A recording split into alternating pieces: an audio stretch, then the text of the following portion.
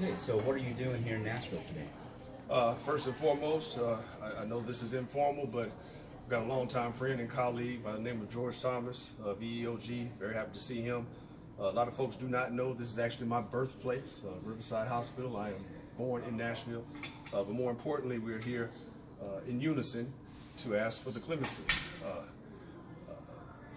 It's been echoed before the reasons why, but what is so telling and so timing was the passing of the Juvenile Justice Act just yesterday in Congress.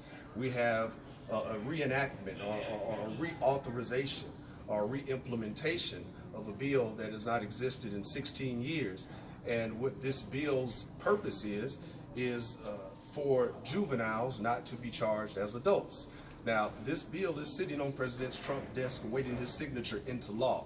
We know that it would not benefit Ms. Brown, but what it does show is this big push for criminal justice that is sweeping the nation. It shows the direction of criminal justice reform. It shows the connection nationally here in Nashville to prison reform. If ever a case so sad as Ms. Brown, to think that if this bill would have been enacted prior to, we might not have these set of circumstances. So I personally drove 4 hours up here just to put that on the spirit of the governor, asking for the clemency. He would be in unison with the direction of the nation, and more importantly, with the bill that just passed Congress. So that bill is going to pass? It's already passed Congress. It is simply awaiting his signature. Now, of course, he has the right to not sign it, but the major key is just yesterday. You know, Congress passes the Juvenile Justice Act, reenacts it, so to speak, because it hasn't existed for 16 years, but now it is a signature away. It would prevent the Mrs. Browns, of Nashville. It would prevent the Mrs. Browns of the nation. So, I mean, the timing of this governor, even the possibility of granting clemency, the timing is just perfect, and I'm one that believes that the stars, they align. So, I mean, I'm sure you'll do your due diligence and research it, but it is just a signature away. It's already passed Congress as of yesterday. Gotcha. So you said that no one was talking about that today? Well, actually, no. Here? No one spoke about it, and it was my mission, to come and bring it up. I mean, again, this just happened yesterday. Yeah. I'm not faulting any of my colleagues for not knowing it, but to me, you can't have that press conference without that piece. This piece is the huge part of the puzzle. And again, for clarity, this would not directly affect Mrs. Brown, but it shows you that the governor's thought process of clemency, it is on the right side of history. And so, of course, we want President Trump to assign that bill.